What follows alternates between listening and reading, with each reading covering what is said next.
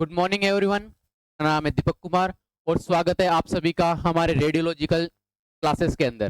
ठीक है, radiological classes जहां हम डीआरटी और बीआरटी दोनों ही लेवल की क्लासें या दोनों ही लेवल के जो जितने भी अपने सफिशिएंट मटेरियल है उसके साथ रेगुलर क्लासेस ले रहे हैं। प्रीवियस जो हमारी क्लासेस चल रही है वो हमारी रेडियोलॉजिकल फिजिक्स के ऊपर चल रही है। नेक्स्ट हम चर्चा करेंगे नए टॉपिक और नए अपने सब्जेक्ट के साथ जिसका नाम है डार्क रूम। डार्क रूम हमारी रेडियोलॉजी से ही जुड़ा हुआ एक नया और एक अलग ही सब्जेक्ट है जो डीआरटी और बीआरटी दोनों ही क्लासेस के अंदर फर्स्ट ईयर में आता है।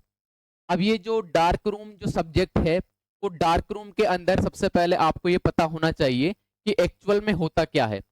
डार्क रूम आखिर किस काम में आता है और एक रेडियोलॉजिकल फिजिक्स में या जो एक्सरेज जो हमारी मेन हम बात करेंगे एक्सरेस फिल्म्स की। ठीक है, तो एक्सरेस फिल्म्स को किस प्रकार से एक विजिबल इमेज में कन्वर्ट किया जाता है या जो भी हमारी रेडियोग्राफ्स है उस रेडियोग्राफ के अंदर डार्क रूम का कितना इंपॉर्टेंस है उसके बारे में हम आज से चर्चा करेंगे। सबसे पहले हम इंट्रोडक्शन से ही बात कर लेते हैं। इंट्रोडक्शन में आपको यहाँ पर देखने को मिलेगा, देखिए कि डार्क रूम की एक अलग ही भूमिका है रेडियोलॉजी के अंदर। ठीक है, अब रेडियोलॉजी में जो हमारे सब्जेक्ट्स हैं जिनके बारे में हमने चर्चा की थी कि सब्जेक्ट्स होते हैं हमारे सबसे पहले फर्स्ट ईयर के अंदर एनाटॉमी, फिर रेडियोलॉजिकल फिजिक्स, फिर आपका आता है रेडियोग्राफी और देन डार्क रूम। तो इनकी एक अलग अलग भूमिका है, उनके बारे में मैं आपको यहाँ सबसे पहले बता देता हूँ। देखिए, सबसे पहले आपको आता है एनाटॉमी एंड एनाटॉमी आएगी। ठीक है, सबसे पहले क्या आएगी आपकी एनाटॉमी। अब एनाटॉमी आपको सबको ही पता होनी चाहिए कि एनाटॉमी, एक सेकेंड, कि एनाटॉमी के अंदर हमें क्या क्या पढ़ना है क्या क्या नहीं पढ़ना और वो आगे हमारे रेडियोग्राफी में किस प्रकार से काम आएगी। एनाटॉमी के अंदर मेन जो हमारा एक प्रकार से याद करने का जो चीज है, याद करने की चीज, वो है सबसे पहले आपका स्केलेटन। स्केलेटन, ठीक है, स्केलेटन सिस्टम के बारे में आपको सभी को पता होनी चाहिए। ह्यूमन बॉडी के अंदर 206 बोन्स होती है। उन 206 बोन्स की लोकेशन कहां पर स्थित है, कहां पर सिचुएटेड है, कितनी उसकी लेंथ है, साथ ही साथ उसकी जो एसेसरी जो बोन्स हैं उनके बारे में आपको एक्चुअल में पता होना चाहिए।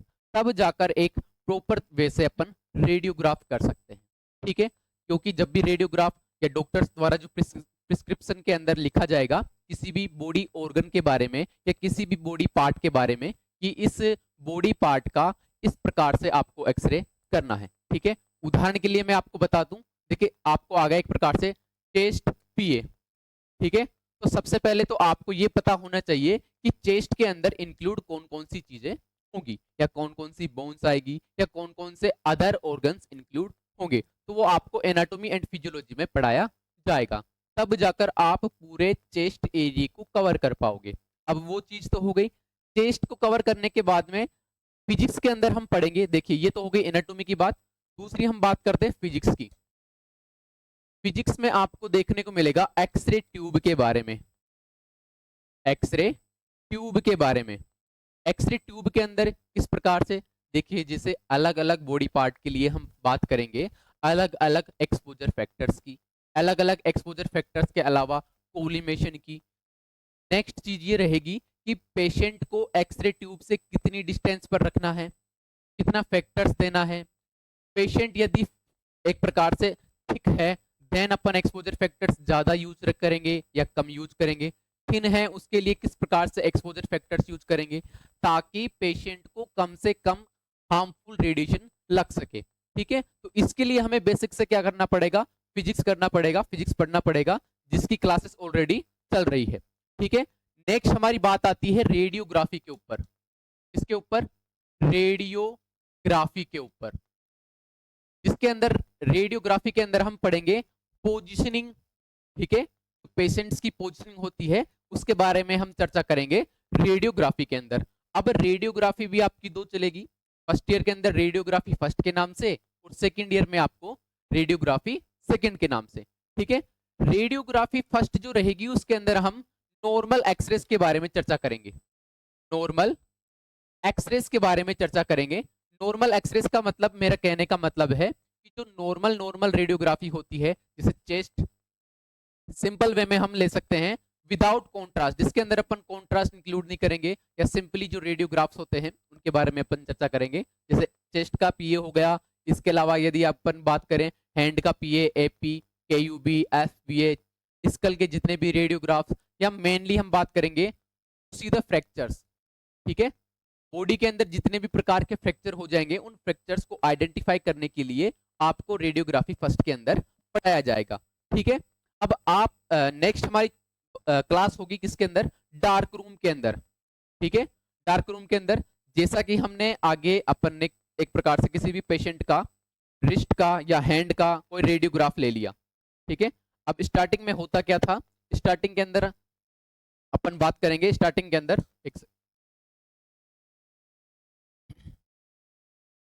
स्टार्टिंग के अंदर जो कैसेट्स यूज ली जाती थी उन कैसेट्स के अंदर ही एक्सरे फिल्म को रखा जाता था। ठीक है, ये एक्सरे कैसेट हो गई और एक्सरे कैसेट के अंदर ही आपको एक्सरे फिल्म देखने को मिलेगी।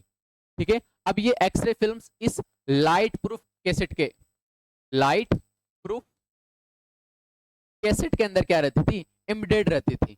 अब एक्सपोज के बाद में इसके ऊपर आती है एक आपकी इमेज। ठीक है, वो इमेज इसके ऊपर कैप्चर हो जाती है। अब उस इमेज को कैप्चर होने के बाद में यदि आप डायरेक्टली ही देखना चाहोगे तो वो डायरेक्टली आपको दिखाई नहीं देगी। ठीक है, वो उसे बोलते हैं हम लेटेंट इमेज। एक्चुअल में वो इमेज इस फिल्म के ऊपर तो आ तो गई, लेकिन आपको वो इमेज अभी तक दिखाई नहीं देगी। अब इस लेटेंट इमेज को विजिबल इमेज में कन्वर्ट करने के लिए, विजिबल इमेज में कन्वर्ट करने के लिए हम नेक्स्ट जो अपन पढ़ेंगे वो किसके अंदर पढ़ेंगे, डार्क रूम के अंदर, कि किस प्रकार से इस लेटेंट इमेज को विजिबल इमेज में कन्वर्ट किया जाएगा। ठीक है, तो जहां पर कैसेट्स रखी जाएगी, जहां पर फिल्म्स रखी जाएगी, ठीक है, जहां पर फिल्म का डेवलपमेंट होगा या डार्क रूम जो होगा वो सभी आपके इस डार्क रूम के अंदर आपको देखने को मिलेगा। ठीक है, तो इसी प्रकार से हम डार्क रूम के आज इंट्रोडक्शन के साथ साथ ही इसके पहला जो सबसे मेन चैप्टर है उसके बारे में चर्चा करेंगे। ठीक है, नेक्स्ट चलते हैं हम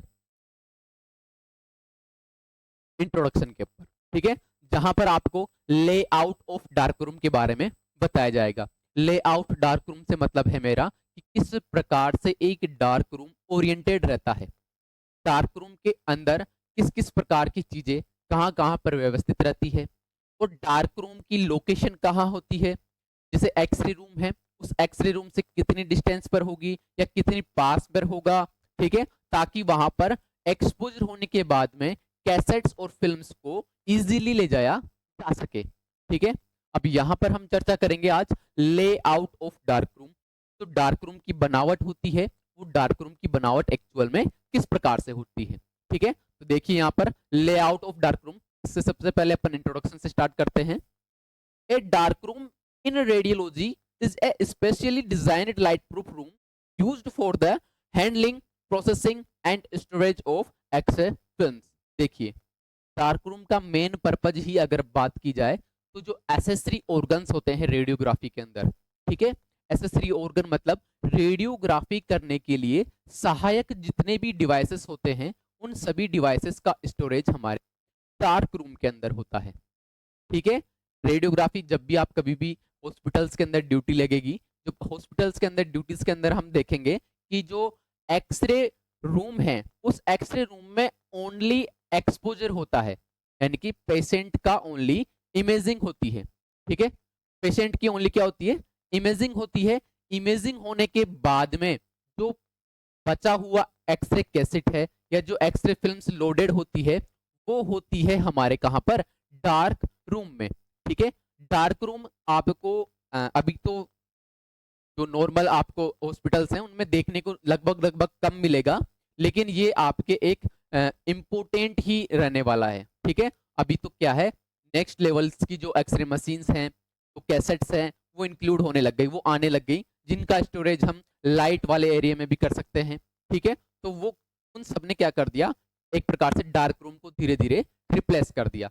लेकिन आज भी डार्क रूम की एक महत्वपूर्ण भूमिका है हमारे इसके अंदर, रेडियोलॉजी के अंदर, जिसे हम कह सकते हैं एक प्रकार से एमएलसीज केसेस। ठीक है, मेडिको लीगल केसेस जितने भी होते हैं वो एक्चुअल में डार्क रूम के अंदर मैनुअली ही होते हैं। ठीक है, आजकल तो ऑटोमेटिक प्रोसीजर आ गए, सारे के सारे डिजिटल आ गए, एआई जनरेटेड आ गए, जिसके अंदर किसी भी प्रकार की एडिटिंग वगैरह हो सकती है। लेकिन जो मेडिकल लीगल केसेस होते हैं, मेडिकल लीगल केसेस के अंदर क्या होता है, हैंड से अपन मैनुअली ही फिल्म को प्रोसेस करेंगे। जो भी फ्रैक्चर होगा वो आपको क्लियरली उसके अंदर दिखाई देगा, किसी प्रकार की एडिटिंग नहीं कर सकते। ठीक है, तो डार्क रूम के लेआउट के बारे में इंट्रोडक्शन क्या हो गया। A dark room in radiology is a specially designed light proof room used for the handling, जिसका अपन यूज किस किस के लिए करते हैं, handling, processing and storage of x-ray film, जिसका उपयोग अपन एक्सरे कैसेट्स के प्रोसेसिंग के लिए, उनकी हैंडलिंग के लिए, उनके स्टोरेज के लिए, इन सभी के लिए करते हैं। ठीक है, तो डार्क रूम से रिलेटेड हर एक चीज हम यहाँ पर चर्चा करेंगे कि किस किस प्रकार से इसकी डिजाइन होती है। नेक्स्ट चलते हैं।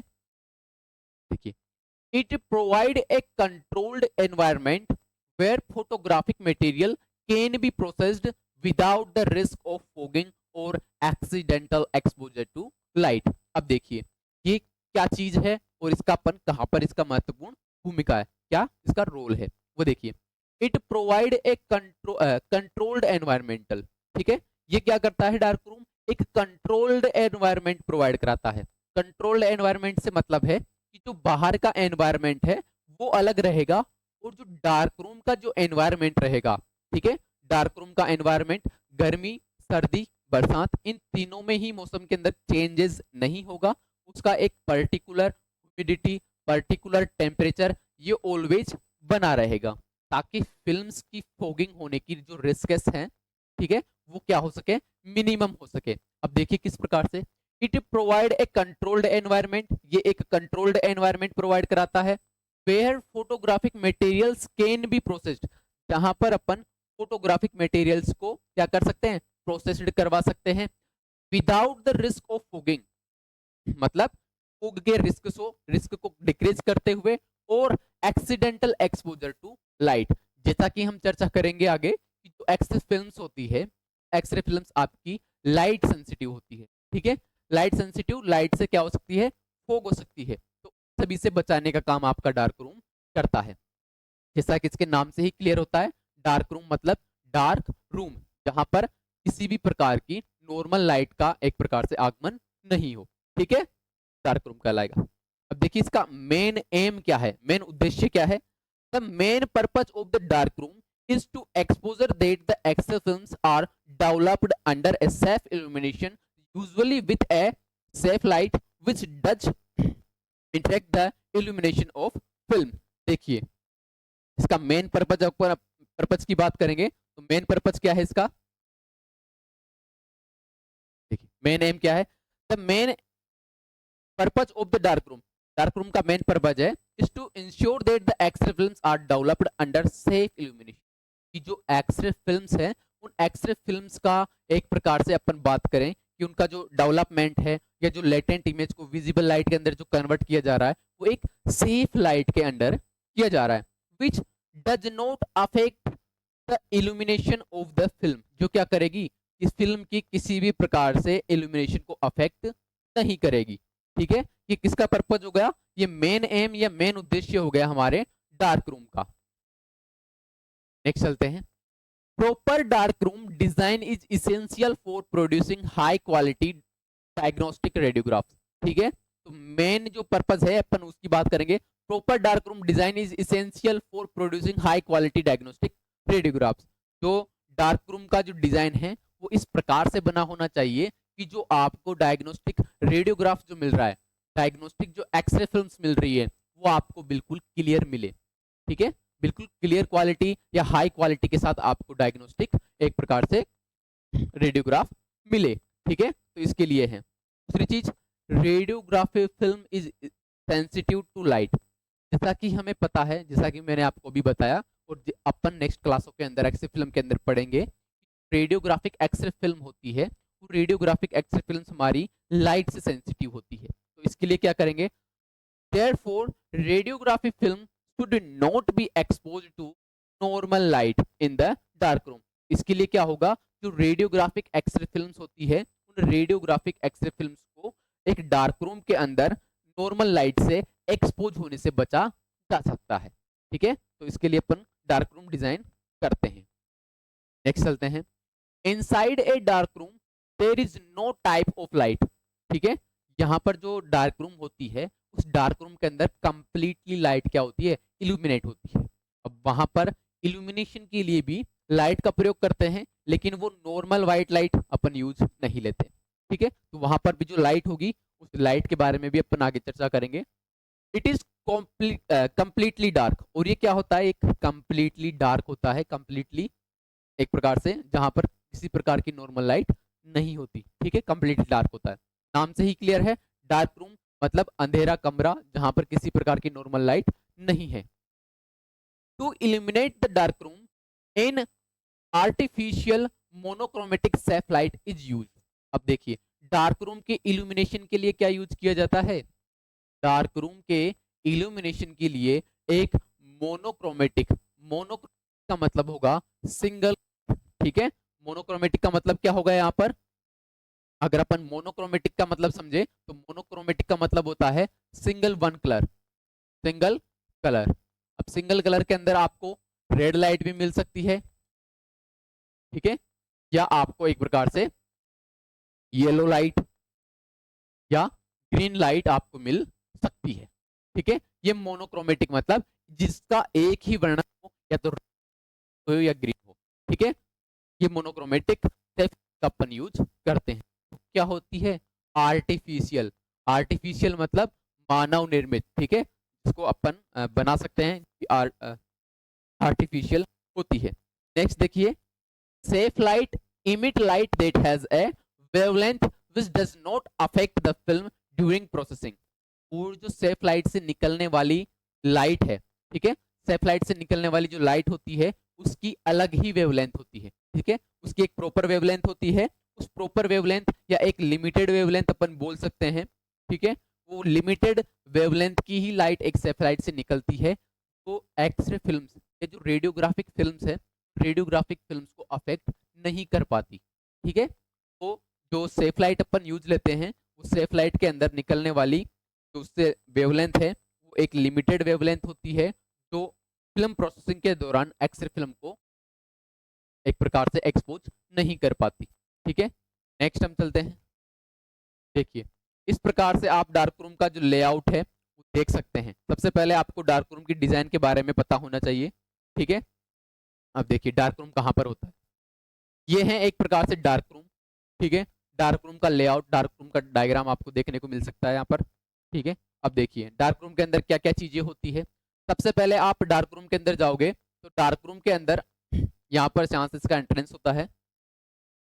ठीक है, यहाँ से क्या होता है, इसका एंट्रेंस अपन देख सकते हैं,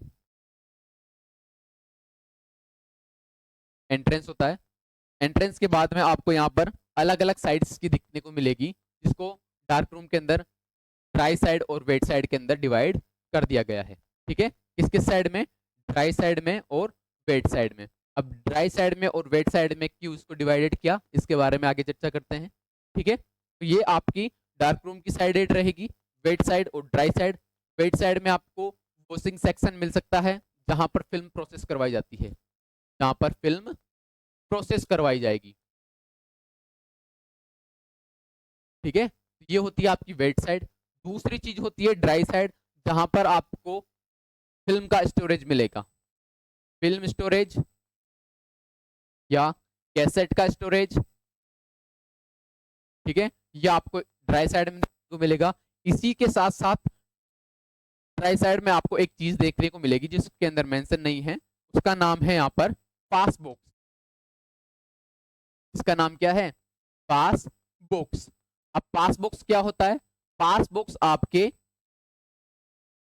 डार्क रूम को एक्सरे रूम से कनेक्ट करता है।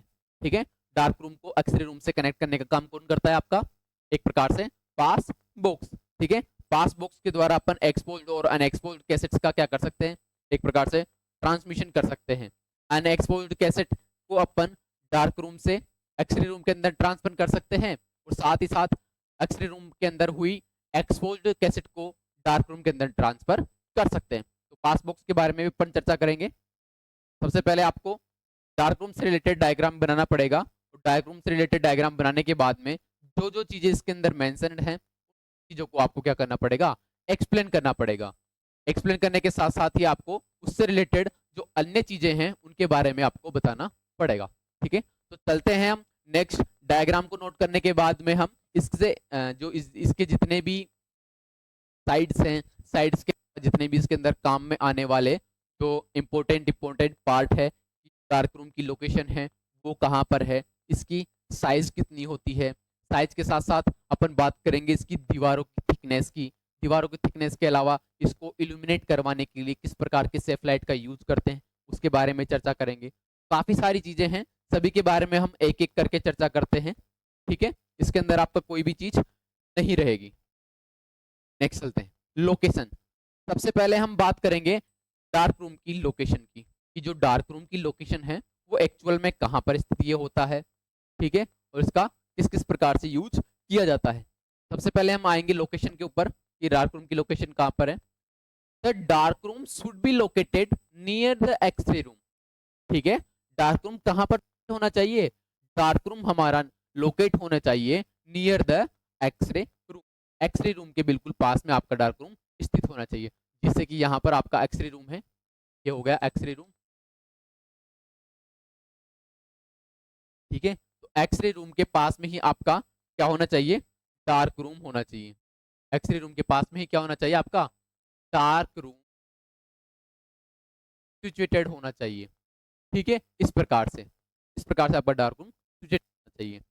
That dark room should not be in the basement. और साथ ही साथ ये बात का ध्यान रहे, कभी भी आपको कंपटीशन एग्जाम्स के अंदर ये आ जाए क्वेश्चंस, तो उस चीज का भी ध्यान रहना चाहिए कि डार्क रूम कभी भी बेसमेंट में सिचुएटेड नहीं होना चाहिए। ठीक है, बेसमेंट के अंदर अपन सिचुएटेड क्यों नहीं करते, बेसमेंट के अंदर सिचुएटेड इसलिए नहीं करते क्योंकि वहां पर ह्यूमिडिटी इंक्रीज हो जाती है। ह्यूमिडिटी के साथ साथ ही आपको वहां पर टेम्परेचर चेंजेस मिल सकता है, जो कि किसको अफेक्ट करेगा, जो अफेक्ट करेगा फिल्म को। ठीक है, एक्सरे फिल्म होती है उनके बारे में एक्सरे फिल्म वाले चैप्टर के अंदर अपन क्लियर करेंगे। ठीक है, तो डार्क रूम बेसमेंट के अंदर भी नहीं होना चाहिए। Next, the dark room should be located away from crowded area. और डार्क रूम की जो लोकेशन होनी चाहिए वो कहाँ होनी चाहिए, एक प्रकार से बी अवे फ्रॉम, जहां पर क्राउडेड एरिया हो उस क्राउडेड एरिया से क्या होना चाहिए, अवे होना चाहिए। ठीक है, क्राउडेड एरिया से क्या होना चाहिए, अवे होना चाहिए, दूर होना चाहिए। क्योंकि जब भी एक्सरे रूम से एक्सपोज्ड कैसेट को हम डार्क रूम के अंदर प्रोसेसिंग के लिए लेकर जाएंगे, डार्क रूम के अंदर प्रोसेसिंग के लिए लेकर जाएंगे, तो एक निश्चित समय पर हम डार्क रूम के अंदर जाए, डार्क रूम के अंदर पहुंचकर अपन फिल्म को प्रोसेस करवा दे, ताकि जो इमेज की क्वालिटी है, इमेज की जो क्वालिटी है वो इमेज की क्वालिटी क्या रहे, प्रिजर्व रहे, सुरक्षित रहे, एक प्रकार से अपन हिंदी में बोल सकते हैं। तो आपकी इमेज की क्वालिटी है वो सुरक्षित रहे, प्रिजर्व रहे, बनी रहे ऐसी की ऐसी। तो एक्सरे रूम से डार्क रूम के अंदर जाने के लिए भीड़ भाड़ वाला एरिया नहीं होना चाहिए, सीधे इजीली अपन डार्क रूम में पहुंच जाए बिना कोई टाइम लगाए हुए। ठीक है, इससे क्या होगा, आपकी इमेज की क्वालिटी बनी रहेगी। ठीक है, तो प्लान का अपन मतलब समझते हुए चलेंगे कि जो डार्क रूम है वो should be located away from crowded area. एक क्राउडेड एरिया से क्या होना चाहिए, दूर होना चाहिए। दूसरी चीज, यहाँ पर चांसेस होते हैं कि कोई भी डार्क रूम का अगर गेट खोल देगा तो जो नॉर्मल लाइट है वो एक्सपोज्ड एरिया की तरफ आ जाएगी, जहां पर फिल्म प्रोसेस हो रही है उस साइड के भी चांसेस हो जाते हैं। इसीलिए भी अपन डार्क रूम को क्या करेंगे, डार्क रूम को क्राउडेड एरिया से दूर रखेंगे। ठीक है, नेक्स्ट चलते हैं हम। इफ ए हॉस्पिटल हैज 2 और मोर, ठीक है, यदि एक हॉस्पिटल के अंदर एक या एक से अधिक या 2 या अधिक क्या है, डार्क रूम है, the dark room be centrally located. तब क्या होना चाहिए, डार्क रूम सेंट्रली क्या करेंगे, हम लोकेट करेंगे। The dark room should be located in the humid और एक्सेसिवली हॉट प्लेस्ड। ठीक है, देखिए इसके कहने का मतलब ये है कि यदि कोई हॉस्पिटल है, इस प्रकार से ये हॉस्पिटल का एक प्रकार से अपन लेआउट ले लेते हैं, कोई भी हॉस्पिटल है, उस हॉस्पिटल के अंदर 2 या 2 से अधिक दो या दो से अधिक क्या है, एक्सरे रूम है जहां पर एक्सपोजर काफी सारे आते हैं, रेडियोग्राफ्स काफी सारे आते हैं।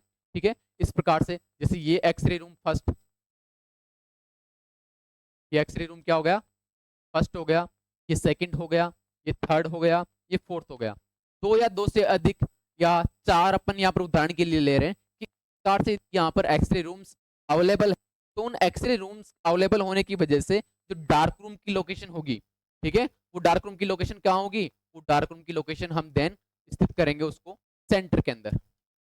डार्क रूम को कहाँ स्थित करेंगे, सेंटर के अंदर, ताकि प्रत्येक एक्सरे रूम से, प्रत्येक एक्सरे रूम से डार्क रूम के अंदर इजीली पहुंचा जा सके, या बिना कोई से घूमे हुए इधर से उधर जाए हुए पहुंचा जा सके, आसानी से डार्क रूम के अंदर पहुंचा जा सके। तो इसके लिए क्या होना चाहिए, एक्सरे रूम यदि दो या दो से अधिक एक्सरे रूम है तो देन अपन क्या करेंगे, डार्क रूम को बिल्कुल मिड के अंदर सिचुएटेड करेंगे।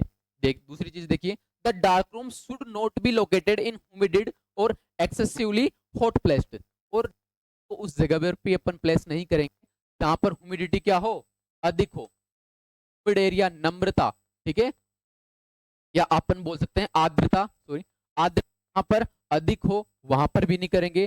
साथ ही साथ एक्सेसिवली हॉट प्लेस्ड, और जहां पर एक्सेसिव अमाउंट के अंदर एक प्रकार से टेम्परेचर अधिक हो, ठीक है, जहां पर टेम्परेचर क्या है, अधिक है, उस टेम्परेचर अधिक वाले एरिया के अंदर भी अपन क्या करेंगे, डार्क रूम को प्लेस नहीं करेंगे। ठीक है, नेक्स्ट हम चर्चा करते हैं,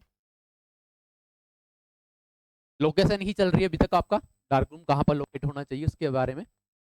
accessible to adequate power and water supply, जहां पर एसेसिबल पहुंच हो सके, ठीक है, एक प्रकार से अपन बोल सकते हैं जहां पर इजीली सप्लाई हो आपकी पावर की, साथ ही साथ वाटर की, ठीक है, जहां पर वाटर की और पावर की इजीली सप्लाई हो वहां पर उसको अपन लोकेट करेंगे। ये नहीं कि वाटर का कनेक्शन काफी कॉम्प्लिकेटेड है, के लिए पाइपलाइन अलग से बिछाई जा रही है, ठीक है, पावर सप्लाई के अंदर दिक्कतें आ रही है, डार्क रूम को इल्यूमिनेट करवाने के लिए या प्रोसेसिंग बनाने के लिए काफी सारी ऐसी दिक्कत जहां पर अपन लाइट का या पावर सप्लाई का भी यूज करेंगे, ठीक है, तो ऐसी दिक्कत नहीं होनी चाहिए। तो अपन क्या करेंगे, वाटर एंड जो पावर सप्लाई है वो इजीली क्या हो, एक्सेसिबल्स हो, वहां पर अपन डार्क रूम को लोकेट करेंगे। Adjoining a viewing area where processed film can be checked and stored, ठीक है, और adjoining यानी कि वहां पर अपन स्थित करें जहां पर एरिया और processed film can be checked and store, जहां पर जो प्रोसेस्ड फिल्म्स हैं उनको चेक किया जा सके और उनको स्टोरेज किया जा सके, इस प्रकार का एरिया अपन उसके अंदर ज्वाइन करेंगे, अवे फ्रॉम हॉट एरिया, और वो हॉट एरिया से क्या होना चाहिए, अवे होना चाहिए। ठीक है, ये तो बात हो गई आपकी लोकेशन की, कि डार्क रूम जो आपका लोकेटेड होना चाहिए वो किस जगह पर लोकेट होना चाहिए। ठीक है, लोकेशन के बाद हम नेक्स्ट चर्चा करेंगे इसके साइज की। ठीक है, लोकेशन के बाद में नेक्स्ट अपन आ गया साइज की, डार्क रूम की साइज कितनी होनी चाहिए, ये भी डिपेंड करता है। ठीक है, डार्क रूम की साइज भी क्या करती है, डिपेंड करती है, ज्यादा लोग उसके अंदर इंक्लूड नहीं होनी चाहिए, कितने बाय कितना उसका रूम होना चाहिए, ताकि सेफ लाइट को जो अपन प्लेस्ड कर रहे हैं तो सेफ लाइट को एक लिमिटेड डिस्टेंस पर अपन प्लेस्ड कर सकें, ताकि जो एक्सरे फिल्म है तो प्रोसेसिंग के दौरान फिल्म एक प्रकार से अफेक्ट ना हो, इसके लिए भी अपन इसके अंदर साइज देखेंगे। ठीक है, तो देखिए, minimum floor area 10 metre square, जो फ्लोर एरिया है डार्क रूम का फ्लोर एरिया, ठीक है, तो फ्लोर एरिया कितना होना चाहिए, 10 मीटर स्क्वायर। ठीक है, 10 मीटर स्क्वायर के अंदर इसका फ्लोर एरिया होना चाहिए। सीलिंग हाइट 2.5 टू 3 मीटर, ठीक है, 2.5 टू 3 मीटर इसका क्या होना चाहिए, सीलिंग हाइट होनी चाहिए।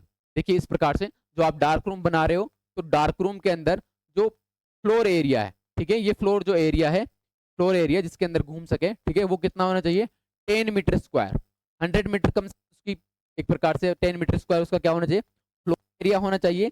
साथ ही साथ अगर इसकी सीलिंग हाइट की बात की जा रही है, ठीक है, सीलिंग हाइट की यहाँ पर बात की जा रही है कि जो इसकी हाइट है, छत वाली हाइट, ठीक है, ये कितना होना चाहिए, 2.5 टू 3 मीटर, या अपन बोल सकते हैं ऑलमोस्ट 10 टू 11 फीट क्या होनी चाहिए, इसकी सीलिंग हाइट होनी चाहिए। सीलिंग हाइट कितनी, 2.5 टू 3 मीटर, या दूसरे भाषा में अपन बात करें तो 10 टू 11 फीट उसकी क्या होनी चाहिए, सीलिंग हाइट होनी चाहिए, ताकि अपन जो सेफ लाइट है उस सेफ लाइट को प्लेस्ड कर सके और उससे निकलने वाली लाइट या उसकी वेवलेंथ एक्सरे फिल्म को अफेक्ट ना कर सके। ठीक है, तो सेफलाइट की अपन यहाँ पर बात करेंगे तो दो प्रकार की सेफलाइट पढ़ेंगे, वो आगे इसके अंदर ही पढ़ेंगे। ठीक है, साइज में be reduced depending upon the departments need. ठीक है, और जो साइड इसकी साइज है वो साइज किसके ऊपर डिपेंड करेगी, वो साइज इसके ऊपर डिपेंड करेगी आपके डिपार्टमेंट की नीड के ऊपर।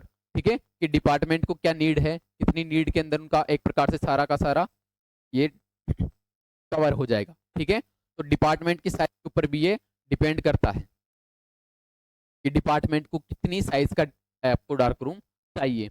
मान लीजिए जहां पर वर्कलोड ज्यादा हो, ठीक है, तो वर्कलोड ज्यादा हो तो डेवलपिंग प्रोसेसिंग या फिर एक प्रकार से डेवलपिंग फिक्सिंग, इनके लिए एरिया भी ज़्यादा रिक्वायर्ड हो, तो जो डिपार्टमेंट होता है तो डिपार्टमेंट अपनी सुविधा अनुसार भी इसकी साइज को ज़्यादा या कम कर सकता है। ठीक है, नेक्स्ट चलते हैं, फ्लोर एरिया। ठीक है, जिससे अपन ने बात की थी फ्लोर की, फ्लोर एरिया क्या होना चाहिए, the floor should be smooth and flat. देखिए, जो फ्लोर है इसका, फ्लोर की बात अपन ने की थी कि 10 मीटर स्क्वायर के अंदर इसका क्या होना चाहिए, फ्लोर होना चाहिए। ये फ्लोर हो गया। ठीक है, फ्लोर एरिया क्या होना चाहिए, एक तो स्मूथ होना चाहिए। स्मूथ का मतलब अपन सीधा सीधा देख सकते हैं कि ये खुरदरा नहीं होना चाहिए। ठीक है, रफ नहीं होना चाहिए। क्या होना चाहिए, रफ नहीं होना चाहिए, स्मूथ होना चाहिए। ठीक है, स्मूथ एंड फ्लैट, और दूसरी चीज फ्लैट होना चाहिए, यानी कि यूनिफॉर्म होना चाहिए। यूनिफॉर्म अपन बोल सकते हैं, ये नहीं कि कहीं से उभरा हुआ है फिर टूटा हुआ फिर नीचे। ठीक है, तो इस प्रकार से नहीं होना चाहिए, बिल्कुल फ्लैट एंड स्मूथ होना चाहिए। ठीक है, ये तो इसके फ्लोर की बात हो गई। दूसरी बात, the floor material should be porcelain, या अपन जिसको बोल सकते हैं सेरेमिक टाइल्स का होना चाहिए। ठीक है, फ्लोर एरिया किसका होना चाहिए, पोरेसिलिन या सेरेमिक टाइल्स का बना होना चाहिए। अब जो पोरेसिलिन और जो दूसरी चीज यहाँ पर बताई गई है सेरेमिक टाइल्स, तो पोर्सिलिन और सेरेमिक टाइल्स का भी अपना एक रोल है। अब वो रोल क्या है, देखिए ये क्वेश्चंस ऑलमोस्ट जहाँ पर है कंपटीशन एग्जाम्स में आते हैं कि जो डार्क रूम की अपन बात कर रहे हैं, तो डार्क रूम का फ्लोर किस मटेरियल का बना होना चाहिए। ठीक है, तो वहां पर सीमेंट, कंक्रीट, ईंट सब आता है। एक उदाहरण आता है आपका पोरेसिलिन का। ठीक है, ऑप्शन आता है पोरेसिलिन का, तो पोरेसिलिन का ही क्यों होना चाहिए, क्योंकि ये होता है नॉन पोरस।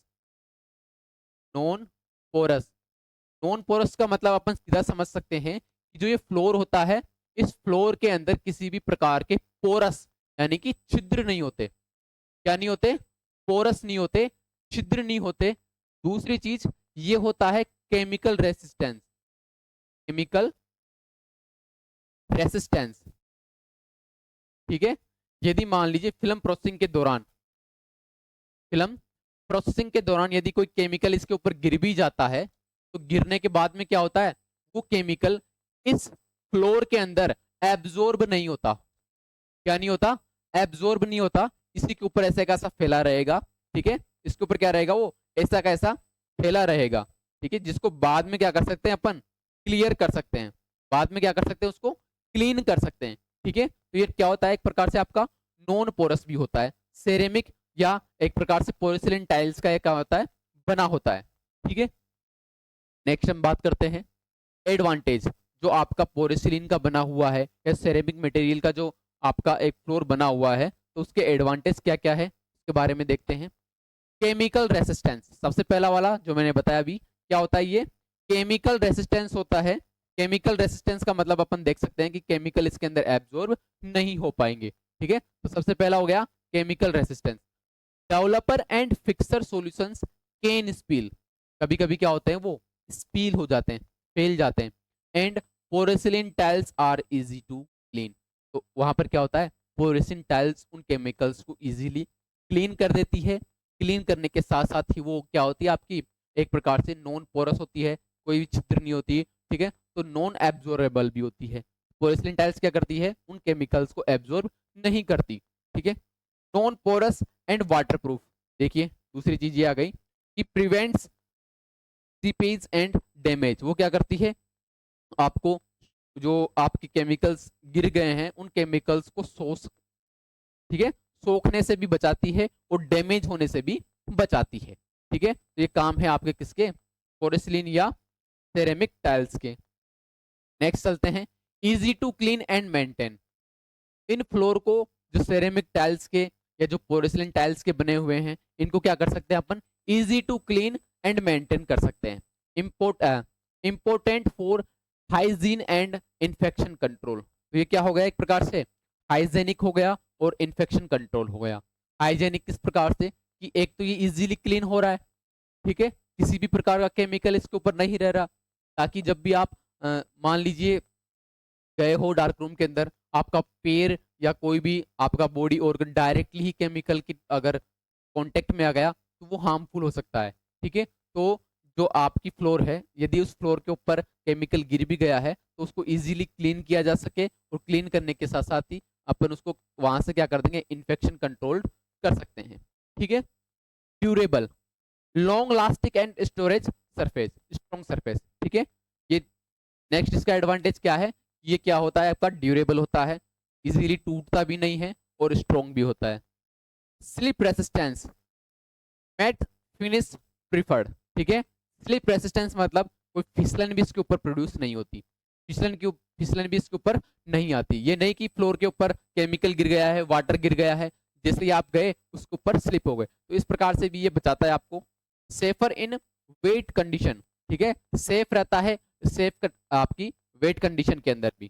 ठीक है, नेक्स्ट चलते हैं, वॉल्स की अपन इसकी बात कर लेते हैं, इसकी दीवारों की बात कर लेते हैं कि दीवारों के अंदर किस प्रकार का मटेरियल होता है, दीवारें किस प्रकार बनी होती है, किस प्रकार से इससे बचा जाता है। ठीक है, देखिए, the wall of the dark room should B coated with a single coloured.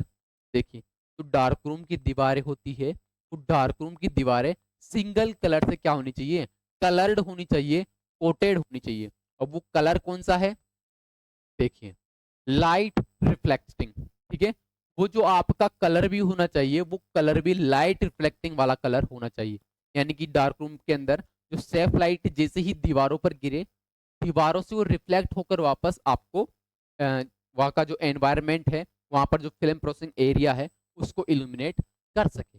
ये नहीं कि नॉर्मल जैसे अपन बात करेंगे कलर के ऊपर, कलर डिपेंड करता है लाइट के ऊपर। ठीक है, यदि मान लीजिए किसी रूम के अंदर यदि दीवारें ब्लैक है, तो वहां पर लाइट का रिफ्लेक्शन सबसे कम होता है। ठीक है, लाइट का रिफ्लेक्शन क्या होता है, सबसे कम होता है। और वहीं पर अपन बात करें यदि एक प्रकार से लाइट वॉल्स की, ठीक है, लाइट वॉल्स की, तो वहां पर लाइट का रिफ्लेक्शन सबसे ज्यादा होगा, वो लाइट को एब्जॉर्ब नहीं कर पाती, कि ब्लैक कलर क्या करता है, लाइट को इजीली एब्जॉर्ब कर लेता है। ठीक है, तो जो डार्क रूम की जो दीवारें होनी चाहिए, वो दीवारें सिंगल कलर की, जो सिंगल कलर कौन सा है आपका, लाइट रिफ्लेक्टिंग कलर, वो होना चाहिए। केमिकल रेसिस्टेंस सेरेमिक टाइल्स, और जो दीवारें हैं उन दीवारों के ऊपर भी केमिकल रेसिस्टेंस का आपकी टाइल्स होनी चाहिए, ताकि फिल्म प्रोसेसिंग के दौरान जो केमिकल्स निकला है, कुछ अमाउंट ऑफ केमिकल्स दीवारों पर भी लग जाता है, कुछ अमाउंट ऑफ केमिकल्स नीचे भी गिर जाता है, तो दीवारों भी किस प्रकार की होनी चाहिए, दीवारें भी केमिकल रेसिस्टेंस सेरेमिक मटेरियल की बनी होनी चाहिए, साथ ही साथ सिंगल लाइट कलर की होनी चाहिए, और सिमिलियर मटेरियल, और उससे मिलता जुलता कोई भी मटेरियल का अपन यूज कर सकते हैं। ठीक है, ताकि अपन जब दीवारों को क्लियर करें केमिकल वगैरह लगने पर, तो इजीली क्या हो जाए, वो क्लियर हो जाए।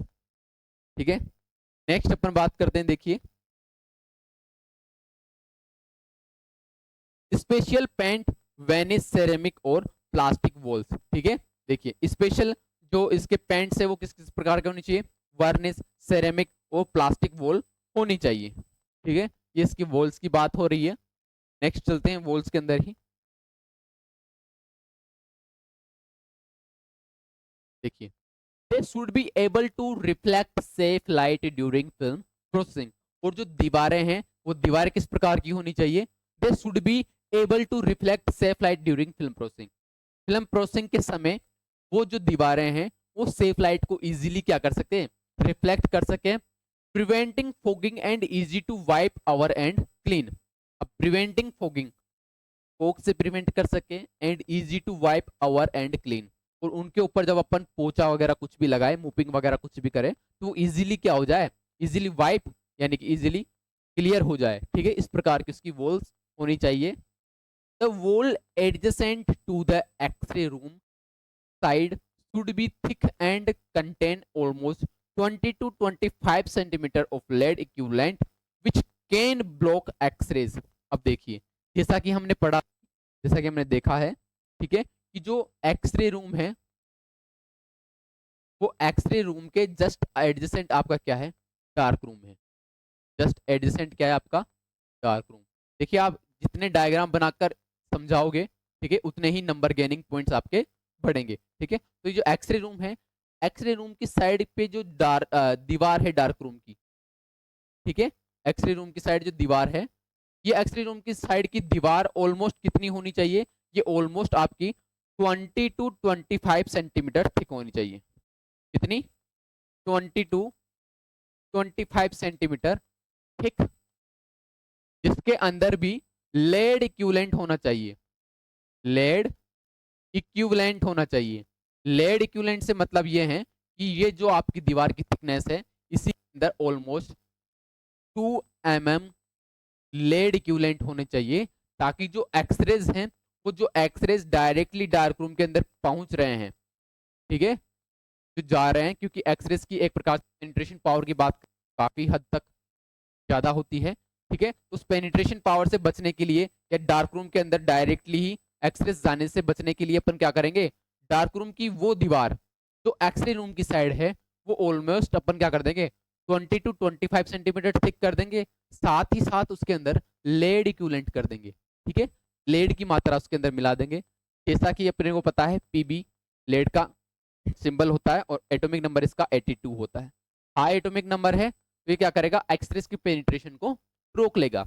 तो डार्क रूम के अंदर प्रोसेस हो रही है फिल्में, उनको फोग या उनको एक्सपोजर होने से बचा लेगा। ठीक है, या एक्सरेज को क्या कर देगा, वो ब्लॉक कर देगा। और यहां पर अपन क्या करेंगे, जो लेड इक्विवेलेंट ले रहे हैं, ठीक है, लेड इक्विवेलेंट यानी कि लेड का मटेरियल का जो अपन इक्विवेलेंट कर रहे हैं, ओवरलैपिंग कर रहे हैं, वो ऑलमोस्ट 2 mm थिक होना चाहिए। कितना होना चाहिए, 2 mm थिक होना चाहिए। नेक्स्ट देखते हैं, वेंटिलेशन एंड हीटिंग। अब डार्क रूम के अपन वेंटिलेशन और हीटिंग की बात करेंगे कि इसके अंदर हीटिंग कितनी होनी चाहिए, या हीटिंग को बचाए रखने के लिए क्या करना चाहिए, साथ ही साथ इसके वेंटिलेशन के लिए, यानी कि वातावरण बना रहे। और वेंटिलेशन एक प्रकार से अपन बात कर सकते हैं एयर कंडीशनिंग की, इसके अंदर जो एयर का फ्लो है वो किस प्रकार से बना रहना चाहिए। ठीक है, अब देखिए वेंटिलेशन सिस्टम, सबसे पहले वेंटिलेशन सिस्टम के बारे में पढ़ेंगे। इसका पर्पस क्या है, टू रिमूव केमिकल फ्यूम्स। ठीक है, सबसे पहले वेंटिलेशन सिस्टम का मतलब क्या है, यहाँ पर वेंटिलेशन के लिए अपन बात करते हैं, घरों के अंदर भी हमारा वेंटिलेशन का एरिया बना रहता है। वेंटिलेशन वाला एरिया क्या करता है, तो घर के अंदर कभी भी खाना वाना जो बनाते हैं, ठीक है, तो उसकी जो फ्यूम्स होती है, ठीक है, एक प्रकार से उसकी जो धुआं वगैरह होती है, उसको उस कमरे से बाहर निकालने के लिए अपन क्या करते हैं, उसका यूज करते हैं वेंटिलेशन का। ठीक है, तो यहाँ पर भी मेन पर्पज अगर वेंटिलेशन का अपन बात करेंगे, तो वेंटिलेशन का मेन पर्पज है यहाँ पर to remove chemical fumes. Chemical fumes को क्या करना, रिमूव करने के लिए। जब भी अपन केमिकल्स, जैसे मान लीजिए डेवलपर है, डेवलपर के अलावा रिंसिंग, फिक्सर, वॉशिंग जो टैंक्स होंगे इस प्रकार से, तो केमिकल जो टैंक है डेवलपर और रिंसिंग फिक्सिंग, ठीक है, तो डेवलपर और फिक्सिंग के अंदर जब अपन फिल्मों को डेवलप वगैरह करवाते हैं, तो इससे हल्की फुल्की फ्यूम्स निकलती है, तो अपन धुआं भी बोल सकते हैं, या एक प्रकार से अपन उसकी स्मेल भी, स्मेल से डिनोट कर सकते हैं। ठीक है, वो होती है, तो उस दुर्गंध को बाहर निकालने के लिए अपन क्या करेंगे, यहाँ पर वेंटिलेशन का यूज करते हैं। ठीक है, केमिकल फ्यूम्स जो कहाँ से आ रही है, डेवलपर एंड फिक्सर से आ रही है। And maintain A comfortable working environment, और वहां पर एक कंफर्टेबल एनवायरनमेंट बनाने के लिए भी अपन क्या करेंगे, इस वेंटिलेशन का यूज करेंगे। ठीक है, नेक्स्ट चलते हैं, एयर एक्सचेंज के लिए एटलीस्ट 10 टू 12 एयर चेंजेस पर होवर आर रिकमेंडेड। ठीक है, अब देखिए जो डार्क रूम का एरिया है, उस डार्क रूम के एरिया के अंदर एयर एक्सचेंज होती रहनी चाहिए। ठीक है, क्योंकि एयर के अंदर ह्यूमिडिटी इंक्रीज हो गई, ठीक है, तब भी वो एक्सरे फिल्म्स को अफेक्ट कर सकता है। तो उसकी एक प्रकार से क्वांटिटी कितनी है, क्वांटिटी का मतलब अपन सीधा से देख सकते हैं कि कितने टाइम वहां पर एयर एक्सचेंज होनी चाहिए, वो होगी आपकी air exchange at least 10 to 12 air change per hour. एक घंटे में ऑलमोस्ट 10 से 12 बार वहां पर एयर एक्सचेंज होनी चाहिए, आर रिकमेंडेड, जो कि क्या है, रिकमेंडेड है। दूसरी चीज एक्सहॉस्ट फैन, ठीक है, एक्सहॉस्टेड फैन यानी कि जो वहां पर फ्यूम्स वगैरह या एक प्रकार से कोई भी वहां पर केमिकल फ्यूम्स इकट्ठा हो गई, उस केमिकल फ्यूम्स को बाहर निकालने के लिए एक्सहॉस्टेड फैंस का अपन यूज करते हैं, ठीक है। अब एक्सहॉस्टेड फैन सभी का देखा हुआ है, नॉर्मल किचन के अंदर सभी को देखने को मिल जाएगा एक्सहॉस्टेड फैन, ठीक है। अब ये डार्क रूम के अंदर भी इसका यूज है। Should be installed near the floor और केमिकल टैंक्स। अब इस एक्सट्रोटेड जो फैन है इसकी भी लोकेशन है, इसको कहां पर ही अपन लगा सकते हैं। डार्क रूम का प्रॉपर अपन लेआउट देख रहे हैं तो उसके अंदर समझिए कि जो एक्सहॉस्टेड फैन है should be installed near the floor और केमिकल टैंक्स, जहां पर केमिकल टैंक्स रखे हुए हैं, केमिकल टैंक्स की जो फ्यूम्स आएगी तो उसको बाहर निकालने के लिए, रिमूव करने के लिए अपन क्या करेंगे, वहां पर एक्सहॉस्टेड फैंस लगा देंगे। नेक्स्ट इसके अंदर देखते हैं, देखिए फ्रेश एयर इनलेट, यानी कि फ्रेश एयर को अंदर लाने के लिए भी एक डिवाइस होगा। Should be on the opposite wall upper side for proper circulation, ठीक है। जहां पर एक्सहॉस्टेड फैन लगा हुआ है उस एक्सहॉस्टेड फैन के जस्ट अपोजिट साइड आपका क्या होना चाहिए, फ्रेश एयर इनलेट होना चाहिए। फ्रेश एयर आ सके इसके लिए इनलेट बना होना चाहिए, ठीक है। Should be on the opposite wall, वो कहां पर, अपोजिट वॉल पर होना चाहिए। Upper side for proper circulation, ताकि एयर का प्रॉपर सर्कुलेशन वहां पर बना रहे, ठीक है। नेक्स्ट करते हैं एयर कंडीशनिंग। अब यहां पर अपन ने वेंटिलेशन की बात कर ली, अब रूम को प्रॉपर टेम्परेचर पर बनाए रखने के लिए बात करेंगे, ठीक है। तो यहां पर अपन किसकी चीज की यूज लेंगे, एयर कंडीशनिंग, एसी, ठीक है। Help to keep temperature constant and remove humidity. अब यहाँ पर एसी का जो यूज किया गया है, एसी का यूज किया जाएगा प्रॉपर टेम्परेचर बनाने के लिए, ठीक है, प्रॉपर कांस्टेंट टेम्परेचर बनाने के लिए, जो कि 18 डिग्री सेल्सियस है, ठीक है। कितना है डार्क रूम का टेम्परेचर, कितना होना चाहिए, 18 डिग्री सेल्सियस, ठीक है। 18 डिग्री सेल्सियस का टेम्परेचर होना चाहिए, तो उसको कांस्टेंट या उसको मेंटेन करने के लिए अपन यहाँ पर एसी का यूज करेंगे। एंड रिमूव ह्यूमिडिटी, और साथ ही साथ यहाँ पर आर्द्रता को रिमूव किया जा सके, इसके लिए भी अपन इसका यूज करेंगे। नेक्स्ट है डीह्यूमिडिफायर, ठीक है। एक यूज करेंगे अपन डीह्यूमिडिफायर, जो ह्यूमिडिटी को क्या करेगा, एक प्रकार से रिमूव करने का कार्य करेगा या मेंटेन करने का कार्य करेगा, ठीक है। तो डार्क रूम की जो टेम्परेचर है कांस्टेंट वो 18 डिग्री सेल्सियस होना चाहिए। इसी के साथ साथ डीह्यूमिडिफायर, देखिए इफ नीडेड, यदि वहां पर मान लीजिए कोई ऐसा ही एरिया है हॉस्पिटल का जहां पर आर्द्रता ज्यादा रहती हो, ठीक है, जैसे अपन नॉर्थ वाली बात कर लें तो उधर आर्द्रता जैसे ज्यादा रहती है, तो उधर के एरिया की बात हो रही है एक प्रकार से, टू मेंटेन ह्यूमिडिटी बिलो 60%। अब डार्क रूम की जो ह्यूमिडिटी है वो कितनी होनी चाहिए, 60% उसकी ह्यूमिडिटी होनी चाहिए। 60% ह्यूमिडिटी, ठीक है, उससे ऊपर या नीचे होने पर फिल्म्स एक्सपोज होने के चांसेस बढ़ जाते हैं, ठीक है। फिल्म एक्सपोजर होने के चांसेस क्या हो जाते हैं, इंक्रीज हो जाते हैं। तो ह्यूमिडिटी प्रॉपर बनाए रखने के लिए कितना है, 60% ह्यूमिडिटी बनी रहे। Since high humidity can fog the films, ठीक है, जो प्रॉपर ह्यूमिडिटी है उस प्रॉपर ह्यूमिडिटी से अधिक ह्यूमिडिटी क्या कर सकती है, आपकी फिल्म्स को फोग कर सकती है, तो इसके लिए यहाँ पर रिक्वायर्ड होनी चाहिए। Next heating system. अब देखिए इसका हीटिंग सिस्टम किस प्रकार से है और हीटिंग सिस्टम का क्या कार्य है। पर्पज, मेन पर्पज देखेंगे हीटिंग सिस्टम का, to maintain a optimum room temperature, ठीक है। हीटिंग सिस्टम का क्या कार्य है, रूम टेम्परेचर को ऑप्टिमम यानी कि एक उपयोगी रूम टेम्परेचर बनाए रखने के लिए यहाँ पर अपन किसका यूज लेते हैं, हीटिंग सिस्टम का लेते हैं, ठीक है। To maintain a optimum room temperature, normally कितना होता है 18 degree Celsius to 22 degree Celsius, Fahrenheit के अंदर अपन देखेंगे 65 टू 72 डिग्री फ़ारेनहाइट, ठीक है। तो ये रूम डार्क रूम का टेम्परेचर जो कि कंपटीशन एग्जाम्स में कई बार पूछा गया है और पूछा भी जाता है। ये सारी चीजें आप जो नॉर्मल आपका एग्जाम होगा डीआरटी फर्स्ट ईयर वगैरह का, ठीक है, उसके अंदर भी आपको ये चीजें लिखनी है, ठीक है। ये चीजें लिखोगे तभी आपके नंबर गेन होंगे, ठीक है। तो रूम का टेम्परेचर कितना होना चाहिए, 18 से 22 डिग्री सेल्सियस का रूम का टेम्परेचर होना चाहिए। फ़ारेनहाइट की बात करें तो 65 टू 70 डिग्री फ़ारेनहाइट। ठीक है, अब मेथड कौन कौन से हैं? सेंट्रल हीटिंग और electrical heaters can be used in cold region. ठीक है, सेंट्रल हीटिंग और इलेक्ट्रिकल हीटर्स जो होते हैं उनका अपन यूज कर सकते हैं जहां पर अधिक कोल्ड रीजन है। ठीक है, कोल्ड रीजन का मतलब जहां पर अत्यधिक क्या रहे, सर्दी वाला जो एरिया है, उस सर्दी वाले एरिया के अंदर जहां पर कई कई बार क्या होता है, टेम्परेचर माइनस के अंदर भी चला जाता है। टेम्परेचर क्या होता है, माइनस में भी चला जाता है। तो माइनस वाले टेम्परेचर क्या करेगा, फिल्म्स को अफेक्ट कर सकते हैं। तो वहां पर ऑप्टिमम टेम्परेचर बनाए रखने के लिए अपन क्या करते हैं, इलेक्ट्रिकल हीटर्स का अपन यूज करते हैं। इलेक्ट्रिकल हीटर्स क्या करते हैं, उस टेम्परेचर को 18 degree Celsius to 22 degree Celsius तक बनाए रखने का काम करते हैं। ठीक है, ये काम हो गया आपके हीटिंग सिस्टम का। नेक्स्ट चलते हैं, temperature must be controlled because. अब देखिए, टेम्परेचर को कंट्रोल भी करना चाहिए। अब टेम्परेचर को कंट्रोल करना क्यों आवश्यक है, इसके बारे में देखिए।